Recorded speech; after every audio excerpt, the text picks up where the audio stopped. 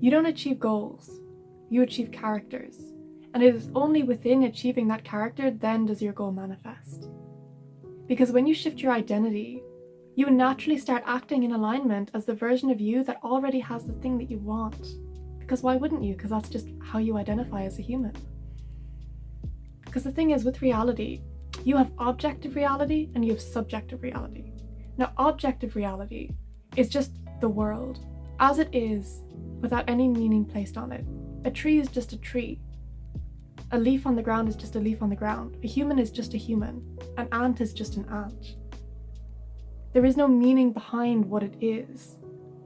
It's only when you place your subjective perception that humans create onto something, then does that thing have meaning. And your subjective reality that you're placing onto the objective reality is just a collection of your thoughts, your beliefs, the paradigm that you've created internally within yourself, that you're now projecting onto the external world. And that means that what something means to you will mean something different to me. Because my subjective reality that I've created internally within myself, through my thoughts and my beliefs and the paradigm that I hold, is going to be very different to yours. Because you would have experienced a lot of different things in life than I would have. So your subjective reality is creating a different external paradigm to you. Think of it like putting on rose-colored glasses. If you put on rose-colored glasses, your paradigm immediately shifts because now you're viewing something through a different lens. But if you turn around and you put blue, gloomy, cloudy glasses on, your paradigm is going to shift again. But the external reality hasn't actually shifted. It's just the lens in which you are viewing the world. And that correlates to the lens that you view yourself with. Because you have an objective self, which is just you as a human, just existing, just as a being, as a spiritual being embodying a physical human meat suit, okay? Your subjective reality that you place on that is your identity. Now stick with me here for a second, right? Because this is really, really cool when you really understand it and you're able to use your subjectiveness that is a gift to you as a human when you're conscious of it and when you know how to use it to manipulate your external reality. Because the external doesn't actually change when it's objective. But when you place your subjectivity onto it, that's when things are created.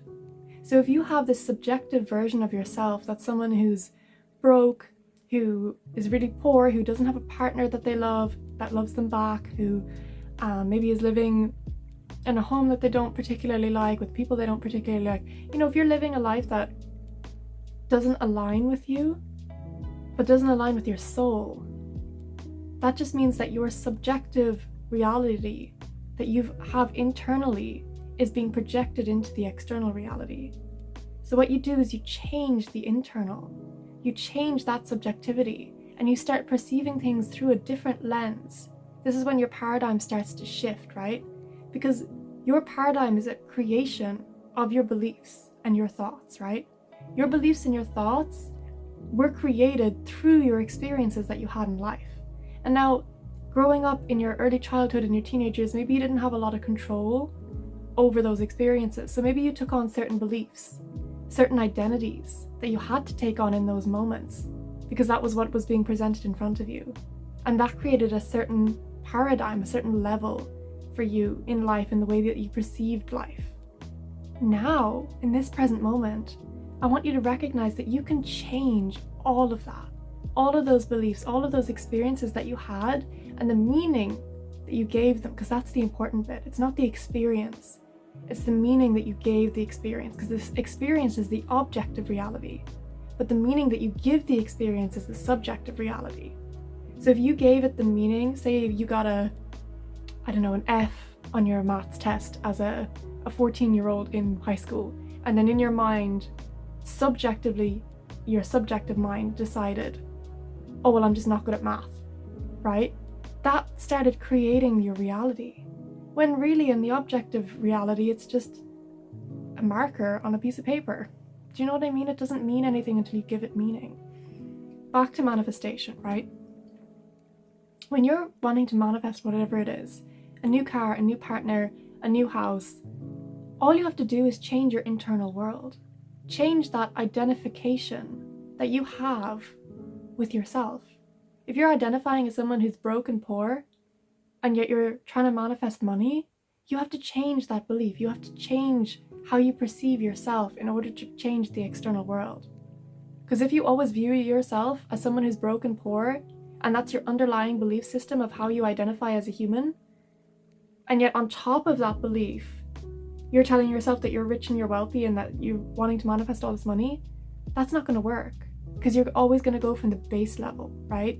That base level of your subconscious mind that's deeply rooted internally within you, that's what's going to keep manifesting.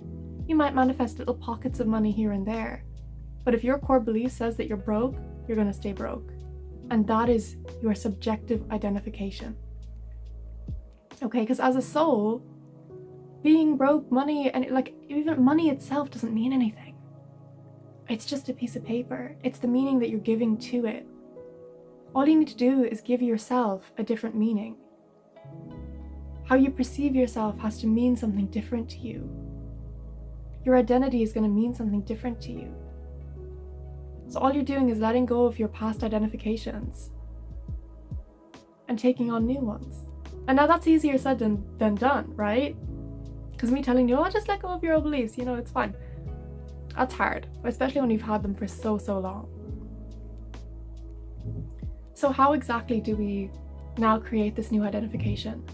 Well, it's through taking aligned action. It's through embodying that version of yourself that you want to be and physically putting in the energy, putting in that embodiment into your daily life. And that's going to feel excruciating. There's going to be so much pain.